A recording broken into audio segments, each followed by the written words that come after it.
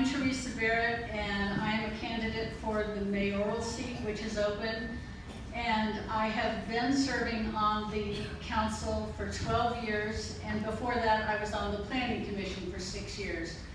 I have lived here and raised my family here for 39 years, almost 40 years, and for 20 of those years I have been involved in Petaluma's government. I have been in the minority most of my time on the council, and I would like to see that change so that we can actually put into practice projects and programs that were adopted almost 20 years ago that really work on Petaluma being a walkable and sustainable city, a community that just meets everybody's needs. Thank you very much. Thank you. There was a real fight to get that done because the majority on the council had to be pulled over to realize how important it is to have housing that is affordable for people to live here, because it is important for us as a community to have the people who work here actually be able to live here, to have businesses be able to find people who can work in their stores, can teach in the schools, can work at the hospital or other medical centers. Have them live here and have that kind of quality of life. It is a first step that we've taken, but it's a small first step, and we need to work in partnership with the governor for the solutions to housing affordability. Thank you. I have led the fight to first allow for the medical dispensaries, and now to actually bring in the businesses that will bring taxation ability to our city. I think we are leaving money on the table, and I really think it's important to try and get taxes from almost every other group that you can before you start talking about taxing the people of Petaluma through a sales tax or a property tax. And I have actually been a leader on that. I think the cannabis industry really lends itself to that. I do think it's a clean industry if it is done right, and that is part of what we can regulate, and I definitely support that. It's very interesting because if you look at our budget, we have as many police and fire as we can afford. But if you look at our city and our population, you can see that we have the same number of police and fire that we had when we had a city population of about 35,000. So how do we make up that difference? It's going to come through taxation. And that is a discussion we have to have that has to be very carefully done. Because we know that the first claim on money that we raise as taxes goes to paying the pension liability. This is something we want to do and we have to do, but we need to make sure that if we are going to raise taxes, we do it for a very limited period of time, for a specified reason, and in a way that actually enforces what is good in this town. Thank you. The fairgrounds is 62 acres right in the middle of our city, and it is our largest asset. I love the fair, and when we adopted the 2008 general plan, I helped put in there that we made sure that 20 acres of that stayed dedicated to open space and parkland, because even though the lease would expire before the general plan, I wanted to make sure that there was space there for the fair should it choose to be there. Part of that decision is the Fair Board's decision, and I would like to see the Fair Board and the City Council work together with the community to have that discussion about what goes forward. But we need to, having said that, we need to realize that that is a huge asset of the city. We need more access to that land, we need more income from that land, and we need to control that land. Thank you. When I hear words like momentum and we're making good progress and we have money set aside for the start of this, it's just a lot more of trust me on this. We have been trusting people on this for 50 years and we are no farther along than we have been. We need to have a solution to this problem, but the way we are going to get to that solution is by talking about how we are going to fund a solution. And that needs to be done, that needs to be on our council priorities in February, because without the funding, this is never going to happen, and these are hollow dreams.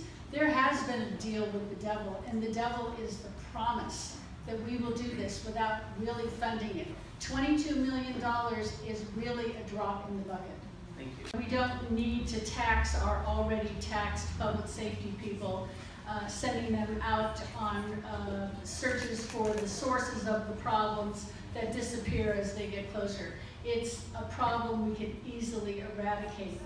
The nonprofits, I have been approached by members of the boards of several nonprofits who have told me they so regret having gotten involved with the sale of fireworks. The amount of money that is made by fireworks sales really goes to the manufacturers of the fireworks. Nobody makes more than 30% of the sale prices that they sell. They can sell $50,000 worth of fireworks that we are all exposed to as a community, but what they actually make out of that is $6,000, $7,000, $8,000. That's not worth the risk. Thank you. I've been a long-time proponent of a living wage ordinance that we have in our city. I find it very interesting to hear people on this panel talking about streamlining development fees and cutting costs for developers, but holding back on the idea of giving a minimum wage to people who are struggling here in this town. I find that if you're giving it to one, if you're taking it away from one and you're not making the developers pay their fair share, then basically you're shifting that cost onto the city, the people who live in the city. A minimum wage is a minimum. You're eating into my time. We really do need to address this. This is only fair and just. It isn't really about how I personally feel about this art. It's how I feel about the public process. And perhaps we could have had a bigger outreach. I'm not sure how that would have happened. I know I attended a number of meetings over 2 years, and I know this went through an iterative process. But the point is to follow the rules of our city, and we do need to do that. One of the things I've heard on this council over and over is, well, we need to talk to the public. We need to find out what people feel. Yes, we do, and I have that. I get to do that a lot because people reach out to me all the time. But we are the people who you are going to elect to make these decisions, and that's what we should be doing. Thank you. Mr. Brown will be leaving in November, but we are involving and including the people who are running in this election now before we make the final decision, so that whoever is elected will be part of that decision. And I think that that was a very democratic thing for us to do, because we want to have buy-in from the new people on the council, not just the people who are currently on the council. Having said that, what we really need in a new city manager is someone with a very strong fiscal sense. That is number one. Earlier in discussions we had about the budget, there was some question about looking over the budget and maybe finding other areas where we can cut. I can tell you, having looked at that budget for the last 12 years, it is a very clean budget, it is a very transparent budget, and it is a very thin budget. We are down to the bone, and we need revenue, but we need someone who can work very well in that area. We also need someone who has transit-oriented development experience. That is what we need in this city going forward with development if we are going to have a sustainable future in this town, supplying the kind of housing that we desperately need in this city and that developers desperately do not want to provide.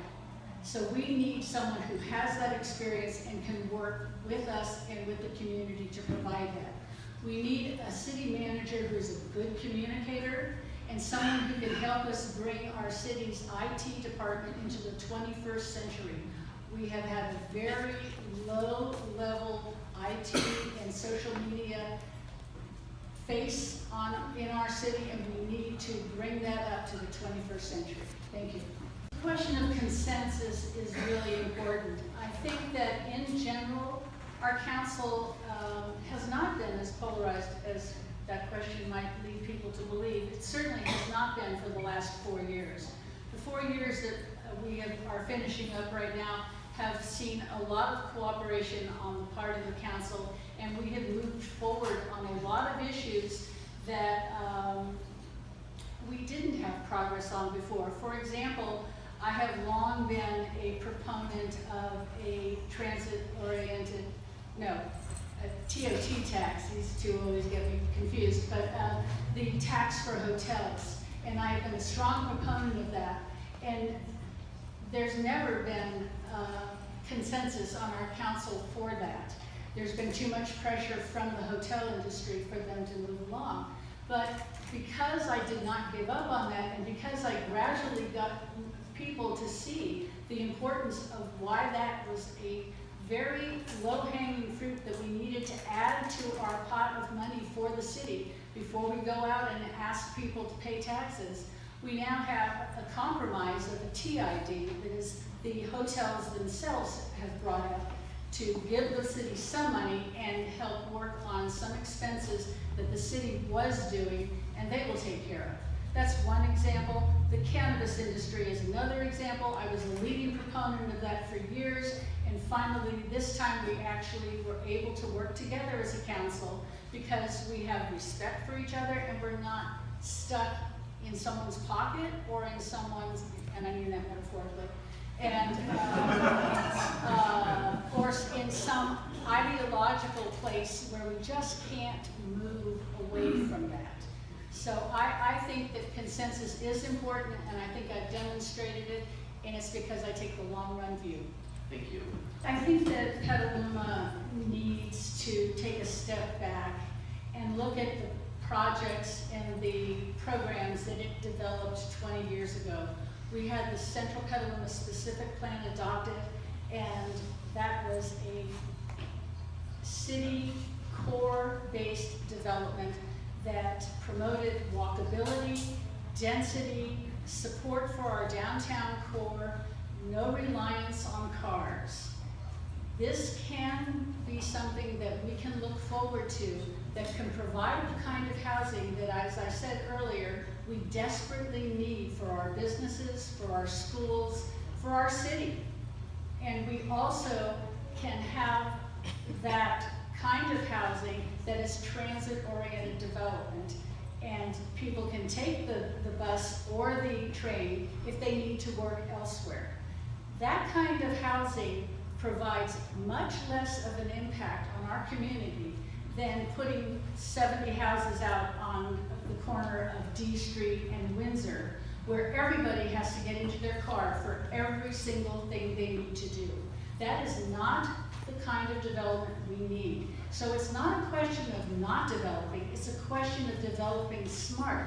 We've already adopted these ideas. We just have not had a council majority that is willing to put those into action, to really show leadership. And I think that we need to do that now. Well, I'd like to thank the Argus and the Chamber for hosting this, and thank you to the Hotel Petaluma, which has provided this fabulous venue, and I'm sure many of us can remember when this was not so fabulous. So thank you very much, and this is, I think, exactly the kind of economic development and restoration we like to see in our city. I'd like to say that, you know, I believe that running for the mayor of this city is an important step. And I think it is the only thing that the people of Petaluma have a direct vote on. You get to vote for 3 people to go onto the council, but you only get to vote for 1 person for your mayor. I think that I represent the values of most of the citizens in this town, and I would like to be your voice on the city council as your mayor. Thank you. Thank you.